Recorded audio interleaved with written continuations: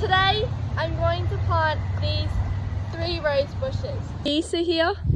These are the 3 rose bushes. We have pink, red and yellow. This is where we're going to plant the rose bushes. And 4, 5, 6, 7, 8, 9, 10, 11. Wait, let me stop. I lied. I actually have 11 roses to plant. My mum is here to help me. The first rose we're going to be planting is a Paul Gazane. It's like a hybrid and it's like a pink and a red.